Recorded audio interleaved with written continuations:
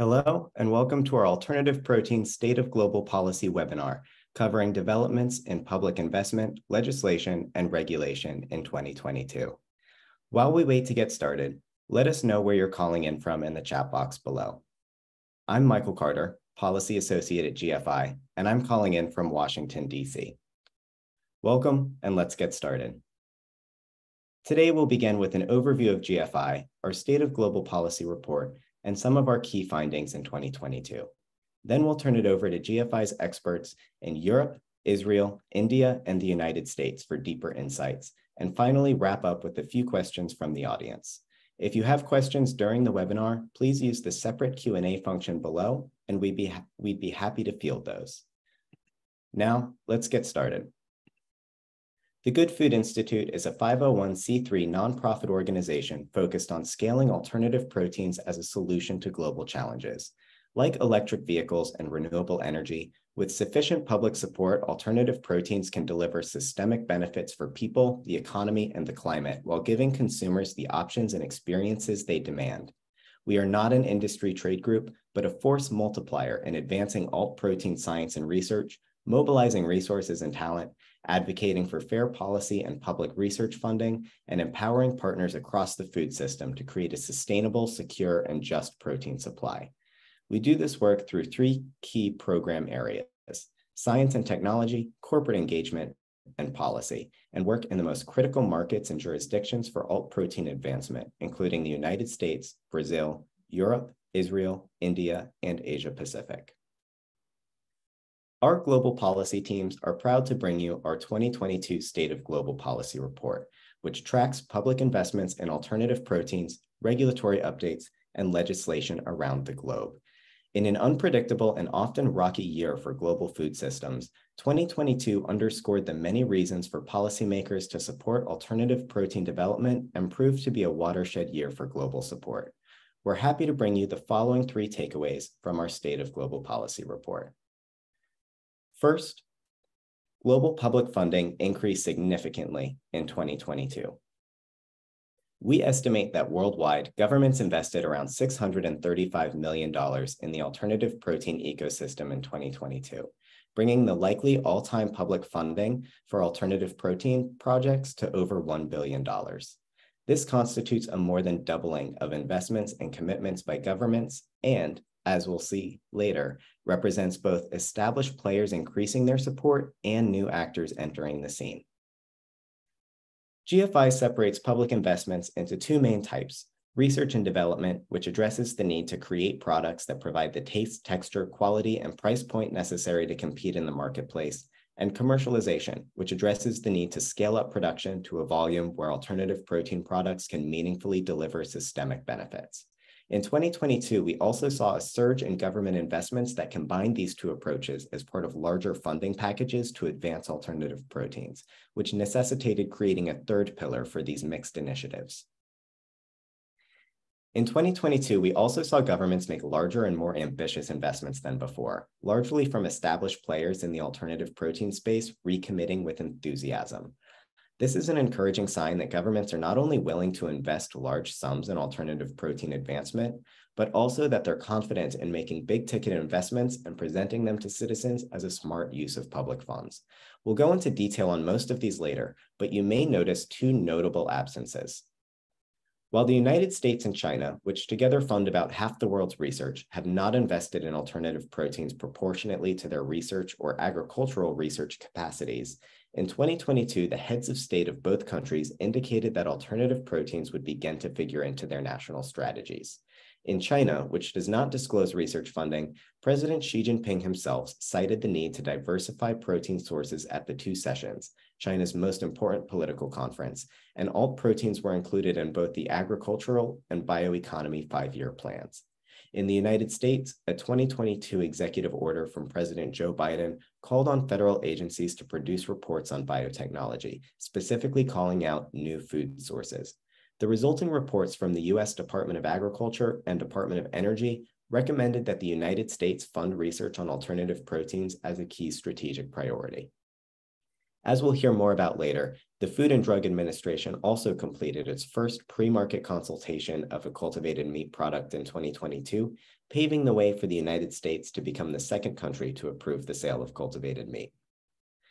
Finally, while the increase in support across the board is encouraging, there is much more work to be done for alternative proteins to deliver on their global benefits. A report commissioned by the UK Foreign, Commonwealth and Development Office and the ClimateWorks Foundation found that to achieve the full range of benefits, including nearly 10 million jobs and $1 trillion of economic value, governments need to commit $4.4 billion to R&D and $5.7 billion to commercialization on an annual basis. Though that is 16 times more than the world allocated in 2022, it's par for the course compared to other necessary technologies like electric vehicles and lithium-ion batteries, and a small fraction of the more than $650 billion United States research budget. There are promising signs this level of investment will be achievable, such as our second takeaway from the State of Global Policy report. In 2022, a particularly tough year for the global food system, we saw governments invest in alternative proteins for new and very compelling reasons. Climate change has been a key driver of alternative protein investment, and for good reasons, but in 2022, governments considered alternative proteins as part of their national strategies for new reasons as well. As the world struggled in the wake of the COVID-19 pandemic, and with new challenges arising from geopolitical conflicts around the world, governments invested in alternative proteins as a key food security solution. And while some governments, like Canada's, have been investing in alternative proteins to support their agricultural sector for a while, new entrants to the scene have been rushing to make up the difference. Perhaps the greatest reason we saw for alternative protein investments in 2022 was food security. Geopolitical shocks threw the global food system into disarray, causing sharp spikes in food prices across the world as grain and fertilizer shortages rippled outward. While 2022 was hopefully an outlier, the interconnectedness of the global food system and many countries' reliance on imported food and feed can present a strategic vulnerability. While animal agriculture uses 1/3 of the world's supply of human-grade staple crops as animal feed and requires large amounts of land and water, alternative proteins, which can be made with far less land, far fewer resources, more domestically available resources, or even agricultural side streams and excess resources, offer a customizable solution to the food and national security challenges of the future. The foremost example of this is Singapore. In spring 2022, Malaysia, which nearly surrounds the tiny island country, responded to rising food prices by banning the export of chickens. Singapore, which sourced 1/3 of its chicken from Malaysia, suddenly experienced severe shortages and price hikes. Singapore has long invested in alternative proteins as part of its 30 by 30 goal to produce 30% of its own food by 2030, but more than doubled its investment in this program in 2022. The nation's sovereign wealth fund has also advanced food security in Singapore with strategic partnerships and investments to build out the country's alt protein production and cellular agriculture capabilities, including pilot facilities, cultivated meat co-manufacturing sites, and more. Plenty of other countries considered food security in their alt protein investments as well. A precision fermentation facility from US-based Change Foods in Abu Dhabi will create cheese protein in the arid country with only 1/10 of the water and 1/5 of the energy needed to create cow's milk cheese, while Norway began a research project on cell ag with the explicit goal of improving self-sufficiency in food. The Netherlands, which we'll hear about in more detail later, is a major producer of animal products at home, yet relies on imported animal feed to support the industry, a vulnerability that resulted in even domestic products experiencing sharp price hikes in 2022. And even countries with thriving agricultural sectors have a lot to gain from alternative proteins, which brings us to our second reason, bolstering agriculture and the economy. Alternative proteins are expected to create millions of jobs and over $1 trillion in economic value, not just in manufacturing and biomanufacturing. Alt proteins also support domestic agricultural sectors by providing new market opportunities for farmers and food producers. In 2022, more governments cited the economic benefits of alternative proteins in making significant investments and began to seriously compete for market share in the developing industry. By far the world leader in plant-based proteins, Canada has worked over the past 5 years to invest well over $100 million in building a market for plant proteins. A major producer of yellow peas, canola, and other protein-rich crops, Canada has understood that developing plant-based products and marketing them to consumers would increase profit margins for Canadian producers and create jobs in the manufacturing sector as well. To that end, the country has invested significantly in a, quote, supercluster of organizations called Protein Industries Canada that collaborates with public and private partners to research new foods, build production facilities, and market plant-based foods to consumers. All told, this program is expected to create over 10,000 jobs and billions in economic value and was renewed for another 5 years in early 2023. Plenty of other countries made similar investments for similar reasons, including Australia, another major producer of pulse crops, which I'm looking forward to getting into in more detail later. The Netherlands called out the significant economic promise of the Cellular Agriculture Netherlands investment, while France invested funds from a program for promising new technologies in a plant-based meat manufacturer. France also announced several multi-million euro funding calls for research on pulse protein functionality, recognizing the benefit to French pulse farmers from new uses of their crops. Finally, not all the investment was in plant-based food. The Sovereign Wealth Fund of Oman made an incredibly exciting investment in a facility that will use biomass fermentation to turn dates into a protein product.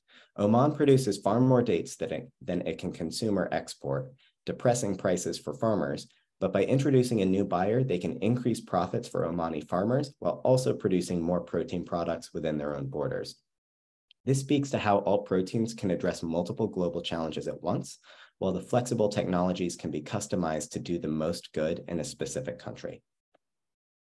Finally, while climate change has been at the forefront of alternative protein investments in the past, 2022 saw some encouraging developments in governments citing alt proteins' climate change mitigation potential as a reason for investment. Animal agriculture accounts for 15 to 20% of greenhouse gas emissions each year, which is as much as the entire transportation sector, including every plane, train, car, bus, and ship in the world. And studies show that even if all combustion of fossil fuels stop today, growth in animal product consumption alone would push the climate past 1.5 degrees Celsius of warming. The 2021 methane pledge, in which countries, including the United States and Brazil, pledged to reduce methane emissions 30% by 2030, increased many countries' attention on mitigating emissions from the methane-heavy sector. The best example of this is Denmark. We'll hear more about the details of their investments from GFI Europe in a few minutes, but Denmark's implementation of the Plant Fund is notable not only for its massive size at nearly $100 million, but also because it was made specifically as a climate change mitigation solution. Noting the amount of emissions that come from animal agriculture and Denmark's commitment to reducing those by over half, the Minister for Food, Agriculture, and Fisheries declared that Denmark would become the world leader in plant-based foods, which means that Canada has another country to worry about. And Denmark wasn't the only one. In 2022, Sweden used climate funds to support a worker-owned pea protein processing facility, while Israel and Singapore were essential to raising the salience of alt proteins at COP27. The Netherlands, too, noted that their current and future investments in cellular agriculture would eventually prevent as much annual emissions as their agricultural sector currently emits entirely. This roundup of support leads into the final takeaway from the State of Global Policy report, that we saw a great broadening of support among governments and a broadening of the reasons and strategies employed in making alt protein investments. I'll quickly walk you through 3 elucidating examples. First, South Korea is a prime candidate for alt protein R&D and investments due to the country's meat consumption and research capabilities. And in 2022, we saw their government make by far their largest commitment yet. This investment from a fund for paradigm-shifting technologies stands out not only because it is large and because it involves both public and private partners from across the ecosystem, but also because it focuses on researching cultivated meat equipment. While most research to date has focused on the product itself, the expansion of the research purview into how to build and industrialize equipment is a promising sign of the industry's growth. Further, the government of South Korea has also investigated new ways to regulate cultivated meat, which is a promising sign that it may enjoy market entry in the future. On commercialization, I promised I would talk about Australia, and now I get to. Australia has invested in alt protein research in the past, investing a few $1,000,000 at a time in research projects on plant-based, fermented, and cultivated products, but in 2022 multiplied their investment 26 times over with a truly massive investment in commercializing plant-based foods. Like Canada, the state of South Australia has a significant pulse crop production with relatively few markets for it. In response, the federal and state governments combined invested $117 million in building 3 protein processing plants in collaboration with a plant protein company and with one of Australia's largest meat processors. Speaking to our earlier discussion, Australia advertised this investment by focusing on the economic benefits, not only to farmers, whom they expect to be able to value add their crops 8 times over, but also to the roughly 8,500 permanent jobs this will create.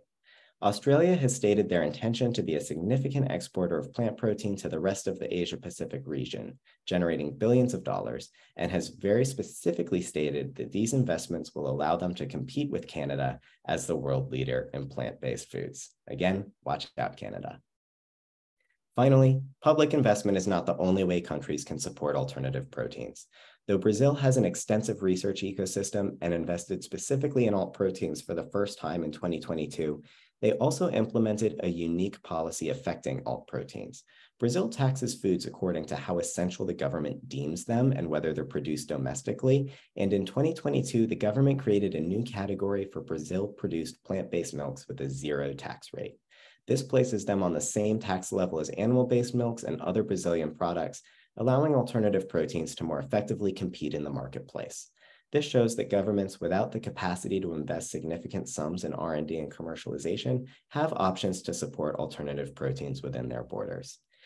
And with that, I'm happy to turn it over to Ellie Walden, our expert from GFI Europe. Thank you so much, Michael. Hi, everyone. Good morning, good afternoon, good evening. It's great to see so many of you have been able to join the call today. So as Michael mentioned, I will be doing a deep dive into some of the developments we've seen in Europe over the recent years. So firstly, moving on to Denmark, which has already been mentioned a few times as it's really truly being emerging as a leader in this space. So Michael already mentioned some of the context around the incredible announcement made by the Danish government relating to plant-based foods, but just to dive a bit deeper into some of the details of what the announcement entailed. So the main part of this announcement was the establishment of this plant fund with an impressive 675 million Danish kroner, so almost $100 million. In terms of what that money can go towards, it's really a wide range of things, including foundational academic research and R&D efforts. So for example, exploring new varieties of crops that could be cultivated in Denmark. It can also go towards innovating on the processing of those crops, and also to other measures such as sales or export promotion, or more broadly, kind of education and knowledge dissemination within the academic community. Within this pot of money, there's also a specific budget that's been allocated towards developing a green protein strategy for animals and humans, which is really exciting because obviously that could lead to kind of further developments coming down the track from that strategy. It's important to note that this fund is one of the 2 elements within a broader package of measures announced by the Danish government. So the other absolutely significant element is a 5-year budget of 580 million Danish kroner. So that's just over $80 million. And this budget's going to go towards supporting farmers to transition to growing more plant protein crops for human consumption. So essentially paying out bonuses to farmers who make this shift. This is a really positive development, and it's also super interesting because to do this, to free up this money, Denmark was one of the very few countries that used some new provisions that have been announced within the general EU agricultural budget to direct more money towards helping farmers to make this broader shift. So this is a fantastic, great best practice example and hopefully a precedent for other countries to follow. Moving on to the Netherlands, which has again also been mentioned a few times so far. So the Dutch government announced this record-breaking investment in developing the cellular agricultural ecosystem. And so once again, just to dive a bit deeper into what the details are here. So this investment was part of the National Growth Fund, which had the explicit goal of creating structural economic growth by investing in innovative economic sectors. Again, in terms of what the money can go towards, the scope is pretty broad. It covers, again, academic research, education, knowledge sharing within the sector, Also excitingly, infrastructure scale up. And based on some early plans of where this money is going to be allocated, that could go towards opening a series of open access facilities for different stages of the production process, but the details are still yet to be finalized there. And what's most exciting again is that this could be just the first investment announced as part of the National Growth Fund over kind of a longer term. So moving on to some other notable developments from other countries. In France, we've seen that the French Research Agency has invested a really impressive 55 million euros for R&D efforts related to alternative protein production and functionality. This included a standalone 25 million euro call specifically for protein diversification of food sources, which explicitly mentioned new plant foods, microorganisms, fermentation, and algae. And in addition to the research budget we've also seen other forms of public support in France. So in the form of industry grants and incentives. So over 10 million euros has gone towards retrofitting a former Unilever production facility for use by the plant-based manufacturer Umami. And anyone who has followed our recent plant-based manufacturing capacity study will know that we've identified retrofitting as really one of the most effective ways to scale up capacity quickly. So big hats off to France. Moving on to my home country, so the UK, we've again seen similarly impressive R&D announcements. So 48 million GB pounds in total we've clocked has been announced in R&D funding by the UK's research agency. Super exciting within this is that 12 million pounds alone has gone towards a standalone alternative protein research centre led by the University of Bath. So it's really fantastic to see such focused ring-fence funding for unlocking some of the challenges within the alternative protein ecosystem. That's exactly what we need to see. We've also seen some interesting developments in non-R&D areas. So now that the UK has left the European Union, we've started to see some discussions beginning around a potential revision to the regulatory framework inherited from the EU. So a first step was taken in 2022, where the UK government commissioned the consultancy Deloitte to review the framework and identify areas for improvements. And as GFI, we fed heavily into that process, and we were really pleased to see a lot of our recommendations ending up in that review. We're still waiting to see how the government responds to that, but really kind of exciting and promising signals. However, before we get too carried away with all this good news, it's worth potentially caveating all of this optimism. So whilst we've seen that there are certainly some really positive developments in Europe and examples of countries leading the way, like the Netherlands or Denmark, stepping back, we have to kind of admit that overall the picture is more mixed and a bit patchy across the continent, and actually even slightly patchy within the same national context. So for example, we've already talked about the UK and France, which with one hand are doing really promising things, investing R&D money into the space, but with another hand, they're introducing pretty nonsensical labeling restrictions. So in France, we've seen the government try to ban the use of everyday names for plant-based products, and the UK is now currently considering imposing further extreme restrictions on plant-based dairy. And GFI, again, we're very heavily involved in combating some of these restrictions. And then we also have Italy, which is making pretty extreme, bizarre statements about wanting to ban cultivated meat entirely. So what this adds up to is a really unclear picture for alternative protein companies to navigate in understanding what the political and policy context they're operating in, which obviously has a kind of a deterrent effect on further investment, and also means that European companies who are kind of born and bred in Europe are looking increasingly outside of Europe for their go-to-market strategy. So to address this, we think we need clear, coherent strategies. So both at the national level within European countries and at the EU infrastructure as a whole. So we need to put in place some joined up thinking to avoid what has to date been a pretty incoherent approach, so that European countries and the continent as a whole can position itself to realise the full potential of alternative proteins. So part of this involves explicitly recognising the role that alternative proteins have to play in relation to existing climate, health, economic policy goals, but it also involves developing standalone, coherent alternative protein strategies at the national level. And we'll also be increasingly looking to the forthcoming EU protein strategy to make sure that alternative proteins are a central focus within that. Thank you very much. And I think I'm handing over to Adi. Thank you, Ali. So just to give you a bit of a broader perspective on Israel, in September 2020, food tech with an emphasis on alternative protein was declared as a national research priority. It was chosen based on its competitive advantage, infrastructure, and economic potential. And this was the start of a large maneuver by the government to accelerate and support the alternative protein ecosystem in Israel. And the first initiative I want to talk about is a joint research by the Ministry of Agriculture, the Ministry of Science, and GFI Israel. Together, we put a grant dedicated to alternative protein that was funded 15 academic studies. By that, 11 of the researchers were new to the field. We're seeing that when we do a focused grant just to alternative protein, different researchers from different disciplines are coming to the field. And this is an important tool for governments. I'm happy to share that today we published this grant again at a bigger budget for the year of 2023. The second initiative I want to talk about is the Cultivated Meat Consortium. This is the largest consortium funded by publicly money. It was funded by $18 million. It brings together 14 companies, with them the biggest manufacturing in Israel, such as Nuva, together with small startups, and 10 academic labs. This is a great tool for governments to bring stakeholders that otherwise wouldn't collaborate. Obviously, different companies have different interests and they are competitive to each other. But when public money is involved, we're seeing these people coming together.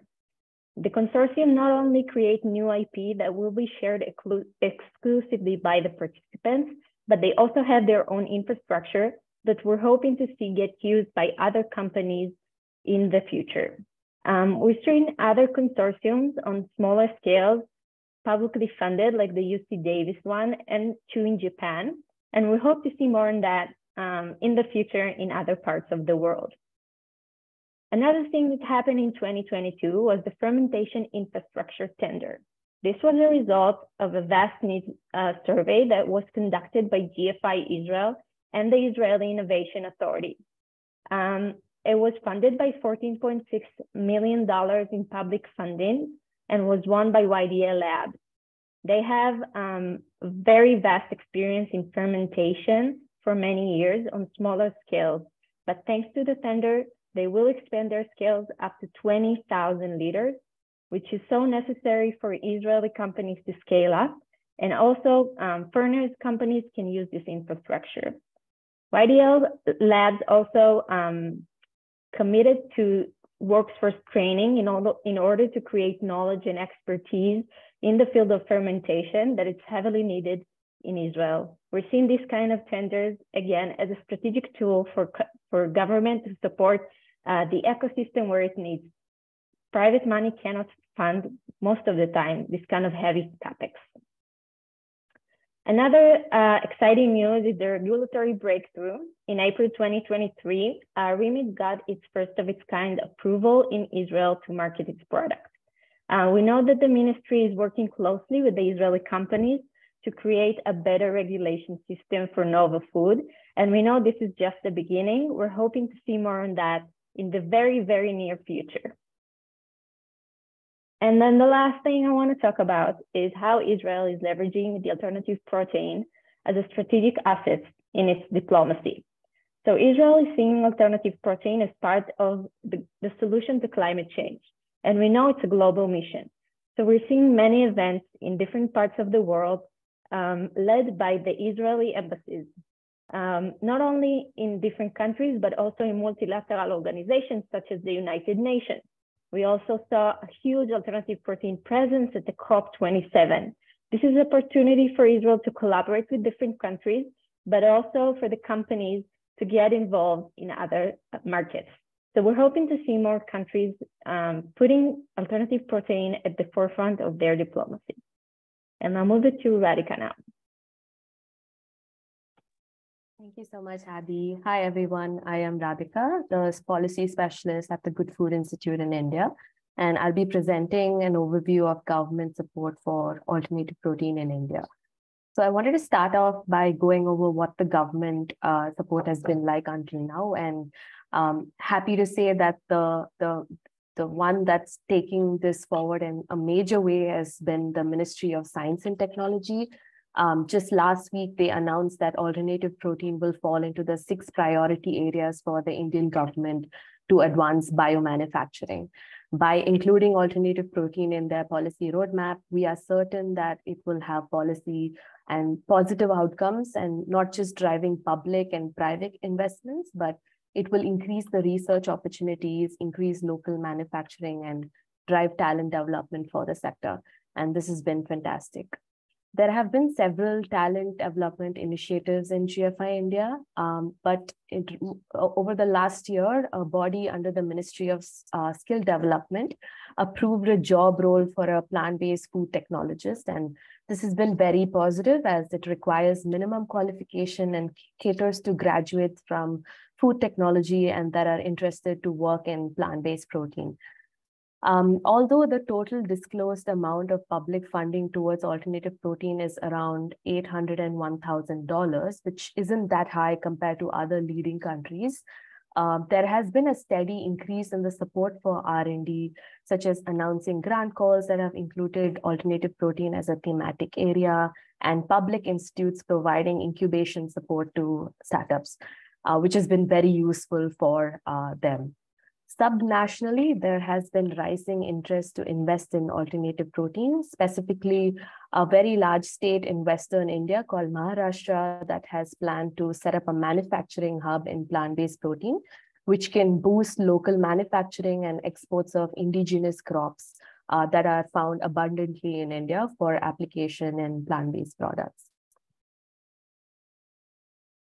In India, the regulatory body is the FSSAI, or the Food Safety and Standards Authority of India. In plant-based, there are over 60 plus companies across plant-based meat, eggs, and dairy in the market. For fermentation and cultivated, first there is the pre-market approval that's given under the non-specified food regulation, which is for products that are considered novel. In fermentation, FSSAI has granted pre-market approval to a few startups and companies. We've noted that they've given more approvals for mycoprotein, which is a popular and functional ingredient in many alternative protein products. International producers are looking at opportunities to set up manufacturing and potentially sell their products to Indian consumers. For instance, Perfect Day's non-animal whey protein made using precision fermentation received market approval in India last year, although it hasn't entered the market yet. This was the first precision fermentation application that has received approval in India. For cultivated meat, the FSSAI has not received any applications for pre-market approval from what we know, but there are a handful of startups and some researchers working in exploring really niche areas of research such as cultivated seafood and cultivated lamb. What's good to know is that the regulator has taken it upon themselves to educate and learn the science of cultivated proteins and fermentation. They've set up internal working groups from what we understand as early as 2020 to do so. As we are talking right now, the regulator has convened a global regulator summit with participating countries from across the world, and alternative protein is being discussed, which is very positive. Looking forward, there is an immediate need for coordinated action. At GFI India, we continue to drive the government's attention, acceptance, and adoption of alternative protein into our national strategic plans, whether it is for priorities across food security, climate change, economic development, talent, or for protein diversification. As I've explained, there is work that is taking place in pockets, but we will continue to underline the need for a coordinated approach through a policy plan or a roadmap, or what we call a national mission. Similarly, for regulations, we think that the best approach would be to develop something that's in line with global standards and to avoid over-regulation at all costs. We're also working to increase funding opportunities and increased R&D in existing institutions with researchers that are already working in alternative protein. And we're positive that the upcoming policy on biomanufacturing that's been taken forward by the Ministry of Science will be the right step to take this forward. At GFI India, we're also in the process of creating a state of industry report, which will be launched in October. So you will find a lot of this information and a lot more in that, so stay tuned. With that, I will hand it over to Madeline. Thanks, Radhika.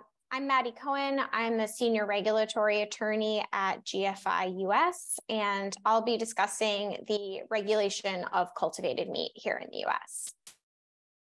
So there are two US agencies that have primary jurisdiction over regulating cultivated meat. The US Food and Drug Administration, or FDA, has broad responsibility for protecting public health, including through ensuring the safety of the food supply. And then the Food Safety and Inspection Service, or FSIS, within the US Department of Agriculture, or USDA, has authority over the safety of food products derived from certain animals covered under two specific US statutes: the Federal Meat Inspection Act, which covers livestock animals, and the Poultry Products Inspection Act, which covers poultry animals. Back in 2019, these two agencies established a formal agreement under which they will jointly oversee cultivated meat products that come from terrestrial and poultry animals. So FDA oversees the initial stages of the production process, including cell collection, growth, and differentiation for all food products that are made from cultivated animal cells. And then from the point of harvesting the cultivated cell material, which agency will have jurisdiction going forward depends on the animal species. If the cell material came from an animal that USDA regulates, so livestock or poultry, then regulatory oversight passes from FDA to USDA. USDA will then oversee any further processing and labeling of those products. But if the original cells came from a different species, namely fish and other aquatic species, then there is no jurisdictional transfer, and FDA will retain authority over any further processing and labeling. But in all cases, regardless of the species involved, the US regulatory process starts with FDA. FDA uses a pre-market consultation process to evaluate the safety of food products made from cultured animal cells. And they are in the process of drafting guidance on this pre-market consultation process that will lay out each of those steps, but it hasn't been published yet. So we don't know everything that the agency will look for in future consultations, but since two companies have already gone through this consultation process, there is some public information available about what that looks like. So companies seeking to sell cultivated meat or seafood products submit data and information to FDA documenting how and why the company has determined that its product is safe for human food. And FDA will evaluate this information as well as the entire production process and the cell material created by the process. And if the pre-market consultation is successful, then FDA will issue a letter stating that it doesn't have any concerns as to the company's food safety conclusion. In addition to this pre-market consultation process, FDA has some additional oversight over cultivated meat. First, all facilities that produce, process, pack, or hold cultivated meat have to register with the agency and create a food safety plan. And facilities also have to be in compliance with FDA's current good manufacturing practices and any record-keeping requirements. And then FDA finally also conducts routine inspections, both at cell banks and facilities where cells are cultured, differentiated, or harvested. FDA has also established an inventory for these completed pre-market consultations, which is available on the agency's website. So after a company completes its consultation for a product, FDA will publish information about the product, about the consultation, including both information submitted by the company as well as FDA's response, and a memorandum setting out how FDA evaluated the product. But proprietary company information that's protected under US law is either redacted or not published. And the information for the two evaluations that have already been completed is available in that inventory now, and it's a really helpful place to find information about this pre-market consultation process while we wait for FDA to publish its guidance. As I mentioned earlier, USDA oversees the processing, packing, and labeling of cultivated livestock and poultry products from the point of harvest. So what that looks like is before these products can be produced for sale, companies have to obtain what's called a grant of inspection from USDA for every facility where these products are going to be produced. And USDA will come conduct an on-site review of each facility and verify compliance with all of the regulatory requirements. And in general, cultivated meat facilities need to file many of the same regulatory requirements as conventional meat facilities, aside from those relating to slaughter. Once the agency grants inspection, then FSIS personnel conduct inspections at the facility at least once per operating shift, which is the same inspection rate that's currently used for conventional meat processing facilities. And FSIS has recently revised several of its internal directives to provide its staff with instructions on inspection and verification procedures at these facilities.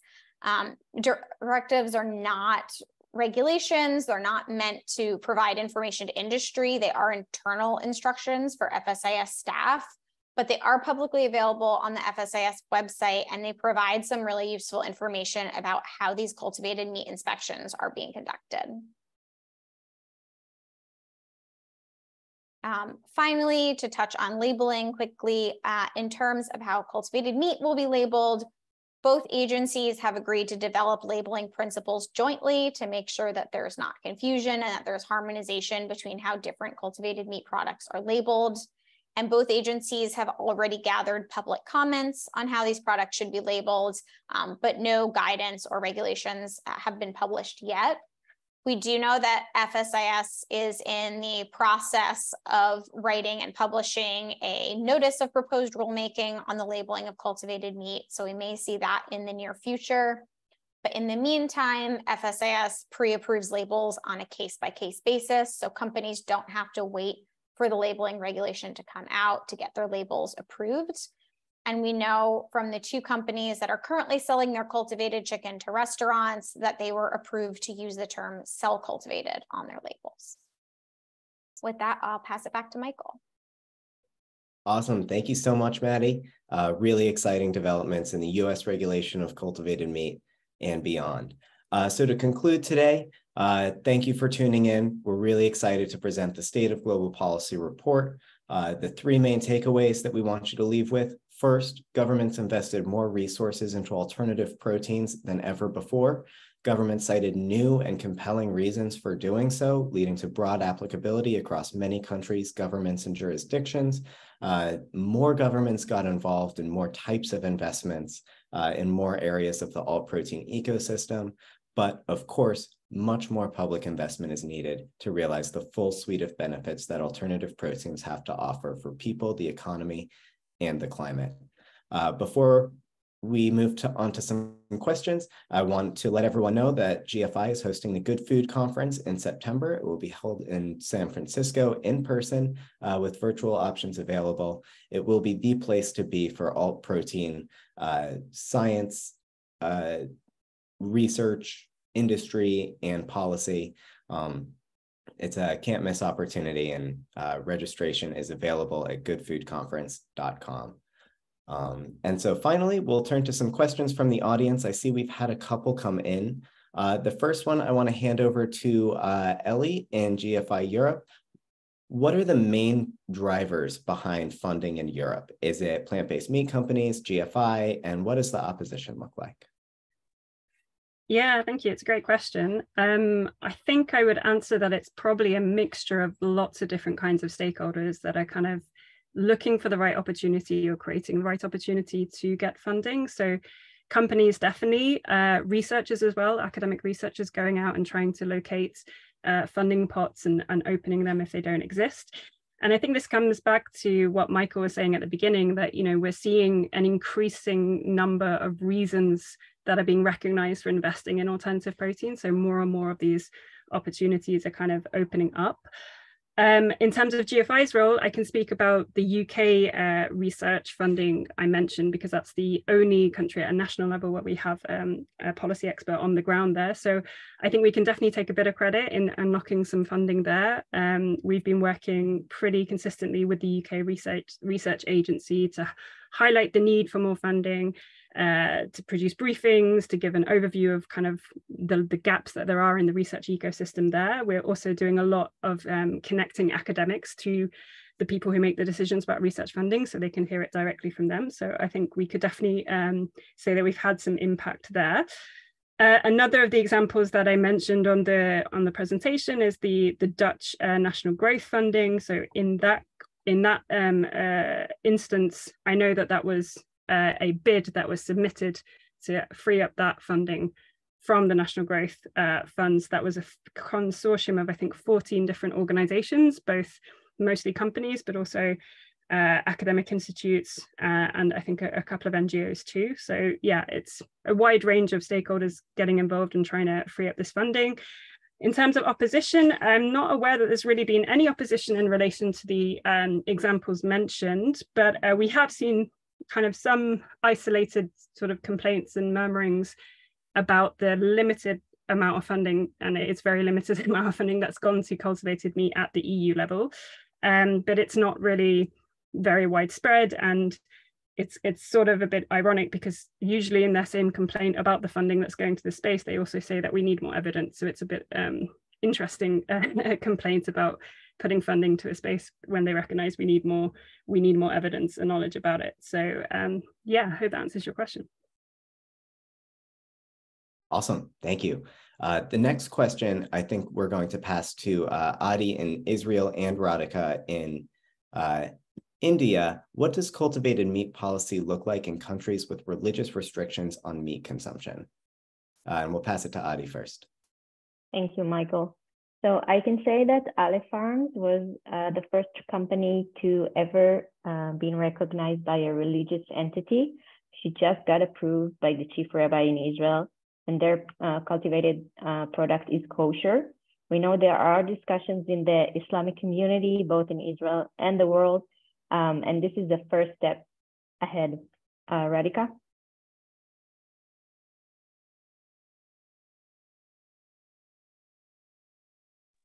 Sorry.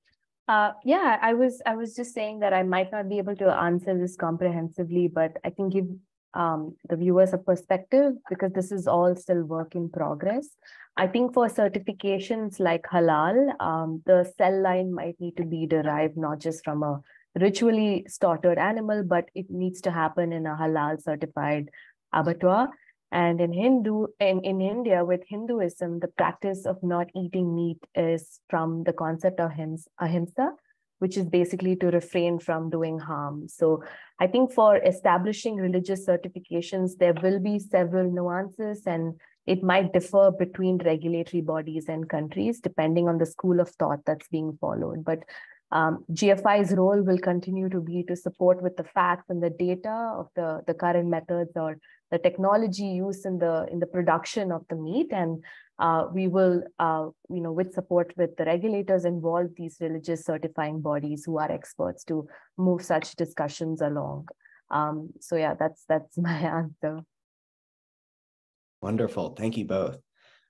This next one is for Maddie. On our regulatory team, how do you see FDA's recent approval in the US of cultivated meat helping to advance adoptions and regulatory approval in other countries? Yeah, thanks, Michael. We have heard from some countries that they were waiting to see what the US would do and exactly how the US would approach the regulation of cultivated meat. So I do think the fact that now 2 companies have gone through this process will hopefully get the wheels turning in some countries that were taking more of a wait and see approach. And I also think once the FDA publishes its guidance on the pre-market consultation process, which we expect to lay out every step of this process in detail and what's expected from companies and the procedures that the agency is taking, that will also be extremely helpful for countries that don't feel like their current regulatory frameworks would apply to cultivated meat, perhaps create a regulatory framework aligned with what FDA and also USDA are doing here.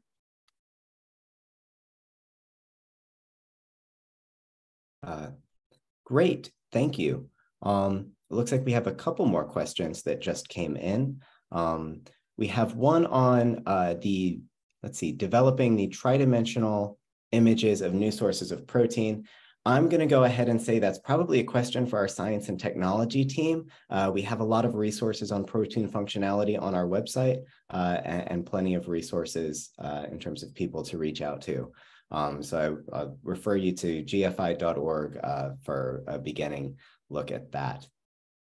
And then it looks like our last question today, building a picture of what investors are looking at or looking for in the cultivated meat sector. These look like probably questions for our corporate engagement team largely. Our policy team here focuses mostly on governments and the investments they make in terms of public funding.